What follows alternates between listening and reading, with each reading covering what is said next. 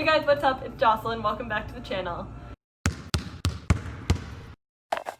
I was recently looking through my YouTube analytics, and all of my videos about my AT&T internship experience from last year have been really popular lately, presumably because A, people are starting their internships, and B, because people are starting to look into the application period and kind of looking into jobs for next summer. And so I figured I'd make this video and walk you through the steps of how that went, some tips and tricks for doing better on your interview with AT&T. So for those of you guys who don't know already, last summer I worked at AT&T in Dallas, Texas as part of their technology development program. They have both interns and full-time in this program, but obviously I was an intern. And it's a rotational program where you are kind of leased out from the technology program to different orgs, and you do work for them in more of a tech, software engineering, or like project managing type vibe. And that way individual orgs don't need to have an employed software engineer because they're able to get these kids like right out of college for like a 2-year program or like in the internship to do a lot of their tech work. And it's a really fun way to be part of your org, but then also be part of like a community of tech people. So I started actually applying and talking to people for AT&T in September of 2018. So the September before I got my internship. So one piece of advice I would give, always start applying places early, because a ton of places accept people on a rolling admissions basis. I know AT&T is one of those people who accept people throughout the fall and spring and all of that. So if you apply early, then you have a way better chance of getting in than if you apply later, because there will just be more spots available for you. So I first applied by just like an online form that I found on the internet. I was like Googling software engineering jobs, AT&T came up, so I filled out that form. And that same month I got a reply asking to Skype with someone from the technology development program. I set up that phone call, called them. It was a really, really chill, just behavioral interview type thing. They asked me questions about who I was, what I was interested in, just kind of getting to know more about me, seeing if I was a competent human and conversationalist, because that is really, really important. I think a lot of times also with tech jobs, just being able to talk to people and have normal face-to-face interactions where you're not a robot is like really helpful, because a lot of software engineers do lack the social component. So even if you do lack the social component a little bit, if you can fake it for an interview, really, really helpful. So that was kind of my first experience talking to someone from the technology development program, or TDP program. Immediately after that call, I sent a follow-up email just thanking him for his time, like saying that I really hope that he would reach out again because I was super interested in continuing the process. And I would highly recommend sending this follow-up email to anyone you're talking to, because it does make a really good first impression. And like I said, the first interview really is all about first impressions. At that point, they read your resume and are like, okay, she looks decently qualified, so let's call her. But they don't know anything about you yet whatsoever. They didn't ask about any technical skills whatsoever. So it is all about impressions, and sending that follow-up email makes a really, really good first impression. About 1 to 2 weeks after that initial call, I got another email saying that they wanted to ask me back for a round 2 interview, and I was literally so excited because this is my first round 2 interview I'd ever gotten. I hadn't gotten an internship the previous year because I decided to be a basketball coach, so this was going to be my first major internship, and so it was my first major like second interview, and I was like freaking out.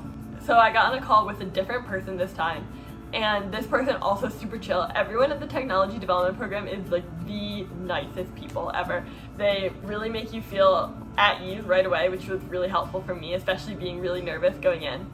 And so this interview was much more of a technical interview, I would say, but even so, it wasn't just straight coding. It was more like how you handle certain situations, etc. So I think at some companies like this would be considered the behavioral interview part, but for AT&T, this was their technical interview. So they would ask me like how I'd handle certain situations in the past. They asked me a lot about projects that I'd done in the past, etc. So one thing that I'd recommend going in is to make sure you've reviewed all of your previous experience and stuff and know what's going on. But also, if you don't have a ton of previous experience, don't panic. For the most part, they were asking me about like, oh, and like what major project have you done, like how you handled this. I was in a situation where I didn't have any major project experience whatsoever, because none of my classes did projects. The largest coding assignment I'd ever done was a week long. And so while I was on the call, I was like, shoot, I screwed myself, like I have nothing. They're gonna be like, why did this girl apply if she doesn't even code, right? But I just took those small experiences and found things that related to the question they were asking about even in smaller projects or like small class assignments, homework assignments even, you can find situations that are decently similar to what they're asking you about and then talk about it, or be like, oh, if this happened, this is how I would handle it, etc. Because at the end of the day, they're really just looking more for like how your brain thinks than looking at, did you have this particular experience already in your life? In this interview, they also asked all the classic interviewing questions like, oh, what are your strengths? What are your weaknesses? Etc. I would recommend like kind of thinking on these questions beforehand, like all the common interview questions. Think it through, figure out what your answers are going to be. But at the end of the day, you really don't want your answers to sound super scripted, because if you like have a paper with it listed and you're like, oh, let me read, my weakness is, that's not going to look good in your interview whatsoever, because they do just want to make sure you can talk, etc. And so you want to have an answer kind of prepared in your head, but you don't want to come off sounding super scripted. You want your weaknesses and your strengths to be genuine. If you like kind of try and twist it and say a weakness that like is stupid, like, oh, my weakness is that I work too hard, like they're gonna know right away that that's like not your real weakness, unless it is. So basically, my point is, you don't want to lie about your weaknesses because they're gonna sense that right away. So think it through ahead of time, but don't read it from the paper. A little while after I finished that interview, once again, sent a follow-up email, thanked them for their time. And then like a week-ish later, I got sent a survey asking about my familiarity with all these different technologies. And I opened this email, opened the survey, and literally panicked. I was like, I haven't done any of this, like literally at all. And like the only thing that I could check was Python. I was like very confident Python. And the rest of it, I was like, even if there's things on that list that you've never done, you feel like overwhelmingly you've never done it, it's because they're trying to ask you about all the possible different things that anyone could have done just to get a good idea for what you've done. So don't panic. Make sure you sell yourself, but don't panic. Fill out a survey. Done. So at this point, that takes me to the end of October. So it's been about 2 months since I initially applied, and I got an email from a recruiter asking for a phone call and got the job. So obviously that was really early. I knew that I had gotten the job at the end of October, which is way earlier than most of my friends or anyone had the job. But I think that just shows like emphasis on applying early, because this was my first internship ever. So I didn't have a ton of experience, but I got the job because I got in the door. I was one of the first people to apply. And so there were less people, and so they had more spots available to give me. Another thing I want to talk about is that when I initially applied to At&T, they like asked me the list of cities that I would be happy living in, and I checked up a whole bunch, boom, boom, boom, boom. Dallas was not one of them.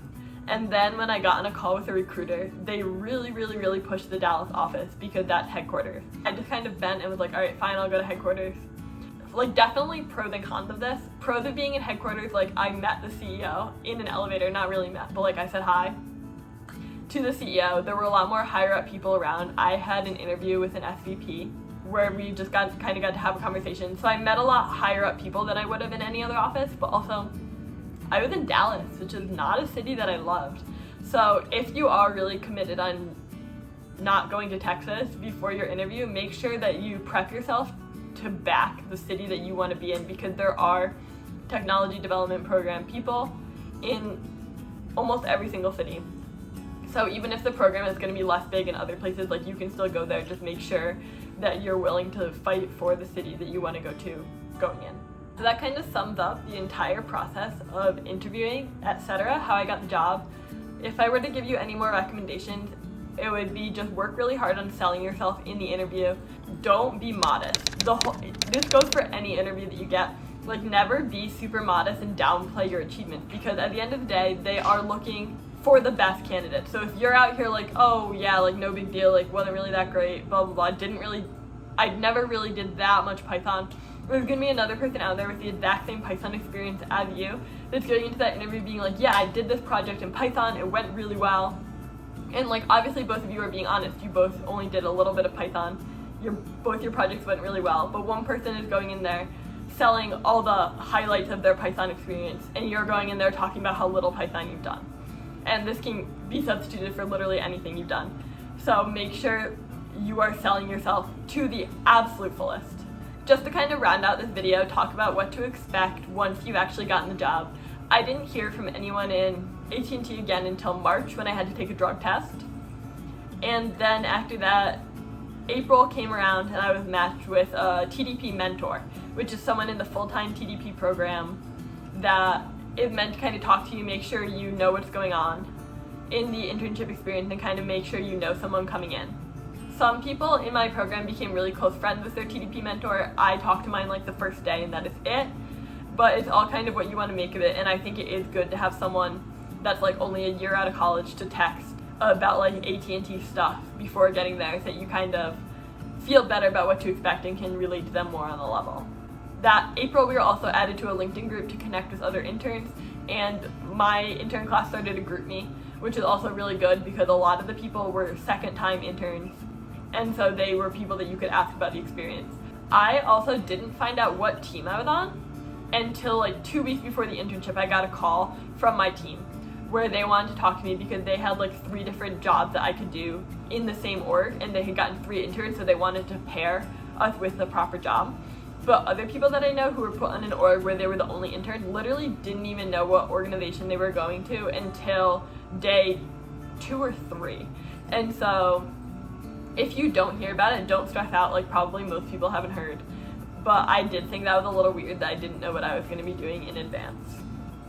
And yeah, then I started work, so that brings me to the end of the video. Hopefully you guys found this video helpful and it kind of gave you a better idea of what to expect going into your Tdp interviewing process.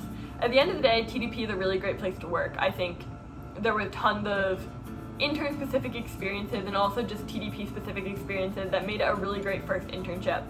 So I would recommend this job. Obviously, I didn't accept my return offer, but that's because I just wanted to try something completely different. Yeah, so let me know in the comments if you have any other questions about the interviewing process or At&T in general, anything that I can help you with. And also let me know what you want my next video to be, because I'm obviously always here to take your advice. If you take one thing away from this video, it should be apply early. Even though it's only like July right now, it's never too early to start looking into jobs, start applying, because that is how you're going to get yourself the best job opportunity that you possibly can. Thank you guys so much for watching. Make sure you subscribe for more content like this and hit the like button. That really affects how well my video does, so please do so. And I'll see you next week. Bye!